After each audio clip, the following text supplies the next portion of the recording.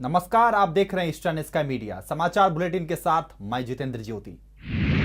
पूर्वोत्तर राज्यों में अब जल्द ही बिजली की समस्या दूर होने वाली है। त्रिपुरा के पलटाना में ओटीपीसी बिजली संयंत्र की दूसरी इकाई फरवरी में शुरू कर दी जाएगी। हाल ही में प्रधानमंत्री नरेंद्र मोदी ने संयंत्र की दूसरी इकाई का उद्घाटन किया था। ओटीपीसी के प्रबंध निदेशक सत्यजीत गांगुली ने शुक्रवार को प्रेस कॉन्फ्रेंस कर कहा कि उनकी कंपनी 363 मेगावाट वाली दूसरी इकाई को फरवरी के पहले हफ्ते में शुरू करने की कोशिश कर रही है और उन्हें उम्मीद है कि फरवरी मध्य तक सही ढंग से इसका संचालन हो पाएगा। ओटीपीसी पलटाना बिजली संयंत्र पूर्वोत्तर राज्यों में सबसे बड़ा बिजली प्रोजेक्ट है। इसके माध्यम से 726 मेगावाट बिजली का उत्पादन किया जाएगा। उन्होंने ये भी बताया कि संयंत्र की दूसरी इकाई से बांग्लादेश को भी बिजली आपूर्ति की जाएगी। एपीपीएससी पेपर लीक मामले में पिछले 3 दिनों से भूख हड़ताल कर रही उजुम परियंग ने राज्य सरकार को चुनौती देते हुए हड़ताल को बढ़ाने का फैसला लिया है। एपीपीसी पेपर लीक मामले में आवेदकों की सलाहकार समिति के अध्यक्ष इसराइल पेरमे ने बताया कि 3 दिनों के हड़ताल के बावजूद भी उन्हें राज्य सरकार और लोक सेवा आयोग की तरफ से कोई आश्वासन नहीं मिला है। इससे आहत होकर परियंग ने यह फैसला लिया है। वहीं भूख हड़ताल की वजह से उजुम पेरियंग का स्वास्थ्य लगातार प्रभावित हो रहा है। परियंग के जांच कर रहे स्टेट हॉस्पिटल के डॉक्टर केनी एट ने उन्हें अस्पताल में भर्ती होने की सलाह दी है। वहीं हड़ताल में शामिल हुए सामाजिक कार्यकर्ता बेंगिया आगोंग ने कहा कि अगर भूख हड़ताल की वजह से उजुम का स्वास्थ्य प्रभावित होता है तो इसकी जिम्मेदारी राज्य सरकार पर होगी। उसका पेरेंट्स की तरफ से उसको बलिदान दिया है। She has declared to dedicate her life for the whole of the state, for the coming generation. तो पेरेंट्स उसके कुछ कंपनसेशन क्लेम नहीं करेंगे। उसका रिस्पॉन्सिबल है state government. State government means public service commission, state government दोनों responsible है। और इन लोग को मेरा ख्याल से जिस दिन हम लोग अनशन शुरू किया उसी दिन में इन लोग इस्तीफा देना चाहिए था। आप लोग मालूम है 8 तारीख को उजुम का साथ हमारा नानी प्रोफेसर नानी बात जी उसका 12 घंटा अनशन पे, 9 तारीख में जफूंग गमी का अनशन पे, कल मेरा था रात 2 बजे खत्म हुआ। तो आज से फिर अगर उजुम अगर फास्ट एक्सटेंशन कर देता है तो हम लोग ब्रेस पत्रकार लोग ब्रेस नेता लोग फिर से शुरू कर देंगे। लोग हाल जैसे डिक्लेयर किया है, हम लोग अपना काल डिक्लेयर कर दिया कि आज का सुबह का 2 बजे तक अगर गवर्नमेंट का तरफ से सोल्यूशन नहीं आता है, इज नॉट ए नेगोशिएबल। कई जगह में नेगोशिएबल बात करता है। This is compromise. Government is to compromise. Government compromise करना पड़ेगा ये इशू का ऊपर में। They have to leave the decision to the public service commission, let this chairman of public service commission to resign interim and let the process of demand for reconduct of all papers of 2013 and 14 be reconduct. General जो test वहाँ पे BP pulse ये सब record तो ठीक है, लेकिन इसका मतलब ये नहीं कि अंदर में जो कुछ चेंजेस हुआ है वो यहाँ में हम लोग जो एग्जामिनेशन करते हैं वो सब तो दिखाने देता है। तो ऐसे रूल में भी 72 आवर्स का बाद में बॉडी में चेंजेस होता है, कुछ नहीं भी सस्पेंस। तो उसके लिए उनको हम लोग will advice for admission in A hospital. Sir weight loss हुआ है इसको? वेट लॉस नहीं हुआ, सिग्निफिकेंट थोड़ा सा हुआ है लेकिन इतना नहीं। And pulse and heartbeat is pulse heartbeat ठीक है अभी। strong from inside. She must be a strong lady क्योंकि 72 आवर्स मेडिकली स्पीकिंग चेंजेस काफ़ी होने हैं। As such now, we have received an invitation from Chief Secretary's office. Superintendent of Police he has informed us, and the Chief Secretary has asked the consultative committee. They are ready to talk to us, and we will stick to our demands, our 3 demands. So that's for definite. We will not deviate from our demands. And Ujum, she is very strong. We are here to support. The number is ever increasing and she is still becoming more stronger. Let's see what the government will say, what the government response will be. If there is no response from the government, she would go for another 24 hours. So let us see what we can do now. Because just calling us or inviting us for talk, that's not the solution. Solution is that what will come out of the talk, what will be the outcome of the talk, and whether the government is ready or whether the government is in position to agree our demands, because they have taken 3 months. They took 3 months, and now they feels that yes, these boys, this experience has to be taken seriously. So, what were they doing these 3 months? Why they did not take us seriously? So that's the main question, first thing. So let us see. I'm positive enough that something good will come up. Hope the government will realize, at least like they should not play with the emotions of people who are ready to be the future administrators of this state. Arunachal Pradesh की राजधानी ईटानगर में स्थानीय लोगों के द्वारा prepaid बिजली metres लगाए जाने का जमकर विरोध हो रहा है। ईटानगर स्थित पुलिस कॉलोनी में लोगों ने विरोध जताते हुए प्रीपेड बिजली मीटरों को नष्ट कर दिया है। पुलिस कॉलोनी में बिजली विभाग के द्वारा कुछ वक्त पहले ही नए मीटर लगाए गए थे, लेकिन लोगों ने इसके खिलाफ प्रदर्शन करते हुए इन मीटरों को उखाड़ फेंका। इसकी वजह से चंद्रनगर में पिछले 5 दिनों से बिजली संकट की समस्या बनी हुई है। प्रदर्शनकारियों का कहना है कि सरकार की इस योजना से निचले तबके पर भार बढ़ेगा। वहीं वार्ड नंबर 3 से पार्षद टी तागनू का कहना है कि इस योजना को लागू करने से पहले बिजली विभाग को जागरूकता अभियान चलाना चाहिए था, लेकिन बिजली विभाग लापरवाही से इस काम को कर रहा है। तो इस समय मैं ठीक वार्ड नंबर 3 में खड़ा हूं, जो कि चंदननगर पुलिस कॉलोनी के नाम से जाना जाता है, और यहां पे तकरीबन काफ़ी फैमिलीज़ हैं, अफेक्टेड फैमिलीज़ हैं, जिनके घरों में जो इलेक्ट्रॉनिक प्रीपेड मीटर है उनके बॉक्स को तोड़े गए हैं। और ये जानने को ये भी मिला है कि यहाँ पर तकरीबन 4-5 दिन से लाइट नहीं है। तो प्रीपेड मीटर को लेके पहले से भी किस्सा काफ़ी गरमाया हुआ था, पब्लिक इसका अपोज कर रहे थे। वहीं इलेक्ट्रिकल जो पावर डिवीज़न है ईटानगर का, उन्होंने अवेयरनेस कैंपेन भी रखा था इलेक्ट्रॉनिक प्रीपेड मीटर को लेके, ताकि लोगों को जानकारी मिले, इसके यूसेज, रेट्स और तकरीबन आइकन जानकारियाँ लोगों को वो मुहैया कराना चाहते थे। ऐसे ही हम एक घर में पहुँचे जहाँ पर देखा गया कि ये जो इलेक्ट्रॉनिक मीटर आप यहाँ देख रहे हैं, मैं कैमरामैन से दरख्वास्त करूंगा कि वो ठीक से दिखाएं कि ये जो इलेक्ट्रॉनिक प्रीपेड मीटर है पूरी तरीके से ध्वस्त हो चुका है। यहाँ के जो ये कैबिनेट बॉक्स आप देख रहे हैं, इसके ऊपर शीशा लगा रहता है, वो भी पूरी तरीके से टूट चुका है।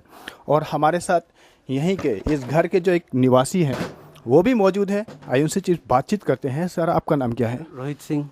रोहित जी, हमें ये बताइए कि आपके यहाँ कितने दिन से लाइट नहीं है? लास्ट 3 डेज़ हो गया, 3 डेज़ और 4 डेज़ ऑलमोस्ट इसमें से लाइट नहीं आ रहा है ना। ये एक तरीके से एग्रेशन निकला, या ये ना जो इतना बिल उठ रहा है, सो कॉमन पीपल्स को ये पे करने के लिए बहुत मुश्किल हो रहा है।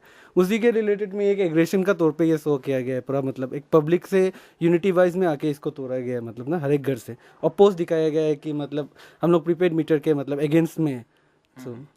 तो आपका क्या मानना है कि वाकई में क्या प्रीपेड मीटर लोगों के लिए लाभदायक है, या इससे आप लोग पब्लिक के ऊपर काफ़ी बोझ पड़ेगा बिल चुकाने में? सर, ये लाभदायक तो है एक तरीके से देखने से, लेकिन एक तरीके से ये थोड़ा ज़्यादा एक्सपेंसिव भी हो जाता है। एक कॉमन पीपल्स के लिए इतना ज़्यादा अमाउंट में मतलब अगर बिल आता है तो पे करना थोड़ा मुश्किल होगा सबके लिए ना।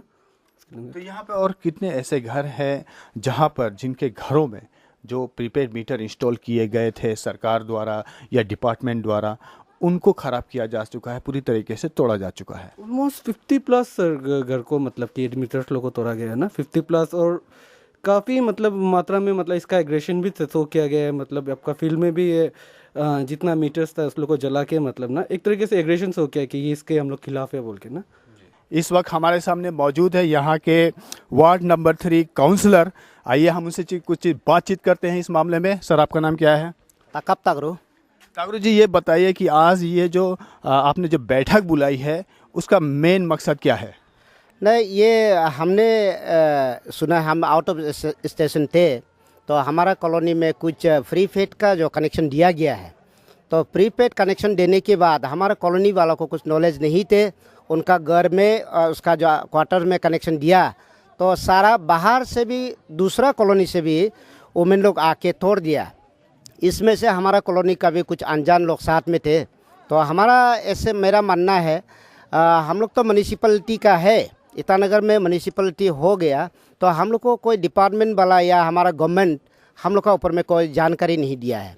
तो हम सिर्फ वही है कि हमारा कॉलोनी को शांति बनाए रखने के लिए हमने सबको बुलाया है। तो मैं ये चाहता है कि अभी जो डीमेरिट मेरिट के बारे में थोड़ा बताना चाहूँगा। हमने बाहर से कुछ बाहर के दो जो सिविलाइज एरिया से जो बराबर सिटी से भी कुछ जानकारी लिया है। उनसे जो जानकारी का मानना ये है कि यहाँ प्रॉपर वायरिंग होना चाहिए। जैसे ये जो प्रीपेड मीटर को यूज़ करने के लिए प्रॉपर वायरिंग होना चाहिए, उसका एलईडी बल्ब होना चाहिए। एलईडी बल्ब लगाने के लिए हमारा कुछ समस्या है। हमारा लोग मैक्सिमम बीपीएल लोग रहता है, बीपीएल है लो कैटेगरी का जो आदमी लोग है, उनका तो घर में जैसे 60 पावर का या 100 पावर का बल्ब लगा हुआ होता है। उनको रिमूव करके हम एलईडी लगाने में हमारा कॉलोनी वालों को थोड़ा तकलीफ़ हो सकता है। और जो पुराना जो टूटा फूटा वायरिंग को हटा के उस बेस्ट क्वालिटी का वायरिंग बनाने में या अर्थिंग बनाने में हमारा थोड़ा महंगा हो सकता है। ये हमारा कॉलोनी का जो बासी का मानना ये है कि उसमें हम लोग अफोर्ड नहीं कर पाएगा। इससे हम ये सिर्फ जानकारी दूंगा हमारा जो सीनियर सिटीजन्स को या सीनियर ऑफिसर्स को। तो हम लोग का भी कम से कम ईटानगर म्यूनिसिपैलिटी को काउंसिल को थोड़ा जानकारी देने से 1 महीना पहले 2 महीना पहले हम लोग को जानकारी देने से हम लोग भी हमारा जनता को ये सुविधाएं के बारे में कुछ बता सकता था। तो हमारा समझाने का कुछ तरीका भी सही नहीं होगा क्योंकि हम लोग को कोई ज्ञान और नॉलेज में नहीं है। Thank you. तो ये थे हमारे साथ यहाँ के काउंसलर वार्ड नंबर 3 के, जिनका ये मानना था कि जो पावर डिपार्टमेंट है, एक तरीके से हम ये कह सकते हैं कि उनसे एक बहुत बड़ी चूक हुई है अवेयरनेस कैंपेन को लेके, क्योंकि उन्होंने कोई भी अभी तक जहाँ तक कई जगहों में कोई ना तो लेटर इशू किया है, म्युनिसिपल वालों तक को जब ये पता नहीं है वार्ड नंबर के लोगों को, तो वो आगे चल के ये प्रीपेड मीटर जो सिस्टम है वो पूरे जो कैपिटल एरिया में है उनको कैसे लगाएंगे, ये एक बहुत बड़ा सवालिया निशान है। तो आगे वक्त ही बताएगा कि वाकई में जो पावर डिपार्टमेंट है इस इनिशिएटिव को सक्सेस कर पाती है या नहीं, या लोगों में भरोसा दिला पाती है या नहीं। अरुणाचल प्रदेश में इंजीनियरिंग का सपना देख रहे छात्रों के लिए एक अच्छी खबर है। राष्ट्रीय उच्चतर शिक्षा के तहत प्रदेश में अब जल्द ही एक और इंजीनियरिंग कॉलेज का निर्माण होने जा रहा है। पापुमपारे डिस्ट्रिक्ट के तोरू सर्कल में ये कॉलेज बनवाए जाएंगे। मार्च से कॉलेज का निर्माण कार्य शुरू कर दिया जाएगा। प्रदेश के शिक्षा मंत्री तापंग तालो और शिक्षा विभाग के संसदीय सचिव बामंग फेलिक्स शनिवार को अपनी टीम के साथ कॉलेज निर्माण स्थल का जायजा लेने पहुंचे। इस दौरान उन्होंने तोरू सर्कल के उन ग्रामीणों से भी मुलाकात कर उनका धन्यवाद किया जिन्होंने अपनी जमीन कॉलेज के निर्माण के लिए दान दी है। बता दें कि प्रदेश में फिलहाल 2 इंजीनियरिंग कॉलेज हैं। तो हम लोग एलआरएसओ को भी लेके आना। इंजीनियरिंग कॉलेज हम लोग सपना में भी देख रहा था, सपना में भी सुन रहा था। आसाम में तो गुवाहाटी में है इंजीनियरिंग कॉलेज, पुणे, आपका बेंगलोर, ये दिल्ली, मुंबई, ये सब में हम लोग सुनने को मिलता था इंजीनियरिंग कॉलेज। हमारा जितना भी यहाँ जितना भी ये है, हमें अब जितना हम लोग का गरीब लोग है, ऐसे तैसे करके इंजीनियरिंग कॉलेज में पढ़ने के लिए वहाँ जितना वहाँ कॉलेज में एक्सपेंडिचर लगता था आने जाने में टू एंड फ्रो ये में, इससे डबल खर्चा होता है। हाँ, लेकिन अभी ये आपका तोरू में आ गया। If the poor do not reach to education, education has to reach to the poor, ये स्वामी विवेकानंद ने ये कहा। तो आज एजुकेशन आपका यहाँ में आ गया। हम नहीं बोल रहे वो ये में तोरू का लोग गरीब है, गरीब तो नहीं, अमीर है इसलिए इतना बढ़िया इतना अच्छा ज़मीन दे रहा है, लेकिन एजुकेशन वहाँ से आके यहाँ दिल्ली से आके यहाँ पहुँच रहा है। तो इसमें आप लोग अच्छा वेलकम कीजिए सबका। ये इंजीनियरिंग कॉलेज आप देखिए सारा अरुणाचल का लोग यहाँ आके पढ़ेगा। यूपी बिहार का आदमी उल्टा पहले हम लोग जाता था, फिर वहाँ से आके यहाँ पढ़ेगा। तो जिस जगह में पढ़ने आएगा सारा अरुणाचल का लोग, बाहर का लोग, वहाँ का आदमी और एकदम शांति, दिल दिमाग बढ़िया सुंदर होना जरूरी है। तो उसमें आप लोग इसी में आप लोग थोड़ा सा गवर्नमेंट को मदद देना पड़ेगा। आप हमको मजबूत बनाना पड़ेगा सारा अरुणाचल को कन्विंस करने के लिए। हाँ, सारा ये को लोगों को कन्विंस करने, कैसे कन्विंस करेगा? आप ये ज़मीन भी फ्री में देगा, वो ज़मीन भी फ्री में देगा, यहाँ का लोग बहुत ये होगा, इसका शूज विचार बहुत सुंदर होगा। दैट वे ओनली हम कन्विंस कर सकते। त्रिपुरा सरकार ने अगरतला गवर्नमेंट मेडिकल कॉलेज और जीबी पंत अस्पताल में सुरक्षा के दृष्टिकोण से सीसीटीवी कैमरे लगवाने का फैसला लिया है। रेसिडेंट मेडिकल ऑफिसर डॉक्टर विधान गोस्वामी ने बताया कि अस्पताल में कैमरे लगाने का कार्य जारी है। इसके तहत पहले चरण में 16 कैमरे अस्पताल के भीड़ भाड़ वाले एरिया में लगा दिए गए हैं। उन्होंने बताया कि पीडब्ल्यूडी के द्वारा जल्द ही बाकी के कैमरे भी लगा दिए जाएंगे। आपको बता दें कि अस्पताल में पिछले दिन डॉक्टरों से मारपीट और डॉक्टरों द्वारा मरीजों से अव्यवहार जैसे मामले सामने आए थे, जिसके मद्देनजर कैमरों के द्वारा निगरानी रखने के मकसद से यह फैसला लिया गया। ईटानगर में ट्रैफिक पुलिस डिपार्टमेंट ने रोड सेफ्टी वीक के तहत विवेकानंद सेंट्रल स्कूल में निबंध और ड्राइंग कंपटीशन का आयोजन किया। स्कूली छात्रों को ट्रैफिक नियमों के प्रति जागरूक करने के मकसद से प्रतियोगिता का आयोजन किया गया था।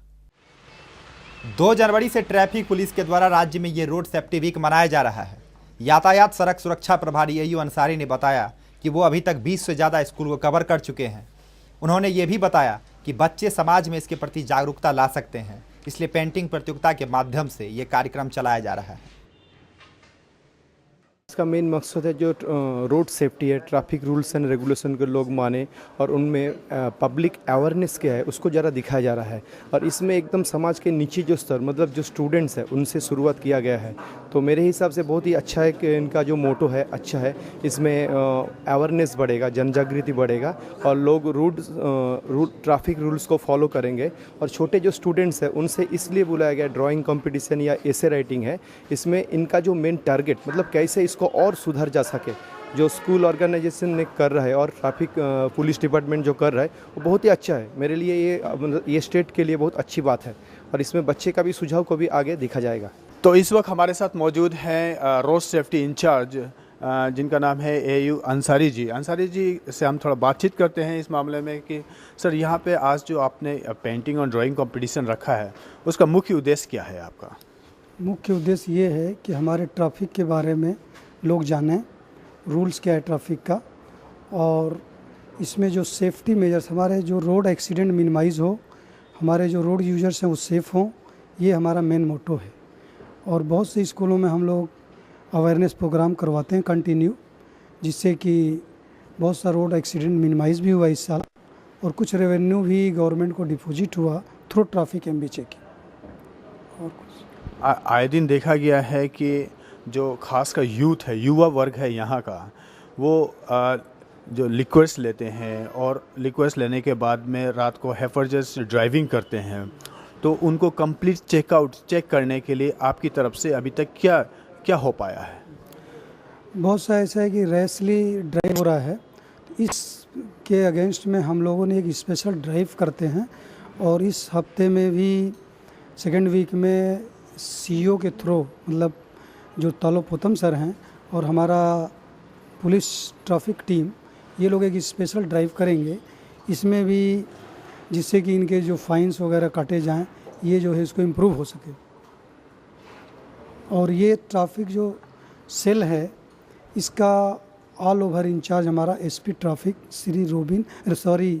Shri Hibu Tamang IPS SP traffic charge देख रहे हैं और उनके अंडर में हम लोग ये कंपटीशन कंडक्ट करवा रहा है। ऐसा देखा गया है कि ये जो सिटी है, ईटानगर सिटी है, रोड जो है काफ़ी नैरो है, उसको ब्रॉडनिंग के लिए भी काम चल रहा है।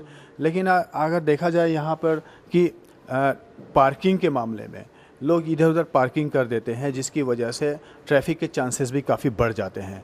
तो उनकी रोकथाम के लिए क्या इनिशिएटिव लिया जा रहा है? कुछ तो पार्किंग प्लेस जो है नोटिफिकेशन के लिए गवर्नमेंट के पास हम लोग इनिशिएशन ले रहे हैं और ऑलरेडी लेटर दिया गया है कि कुछ जगहों पे पार्किंग प्लेस इनिशिएट किया जाए, उसको नोटिफाई किया जाए, जिससे कि पार्किंग सही हो। और कुछ सिविक नॉलेज भी उनको टाइम टू टाइम दिया जाता है और कुछ हमारा रोड यूजर्स जो है वो अपना पार्किंग जो है ट्रैफिक रूल के मुताबिक करने से थोड़ा सा ट्रैफिक जाम कम होगा। और रोड का प्रॉब्लम तो है, गवर्नमेंट थोड़ा सा हमारा पुअर है, फंड वगैरह पोजीशन शायद नहीं आ रहा है जिसकी वजह से, लेकिन फिर भी इम्प्रूवमेंट तो ट्रैफिक डिपार्टमेंट भी और एडमिनिस्ट्रेशन डिपार्टमेंट दोनों इम्प्रूवमेंट के लिए कोशिश में लगे हुए हैं। आज के अंक में फिलहाल इतना ही। नमस्कार।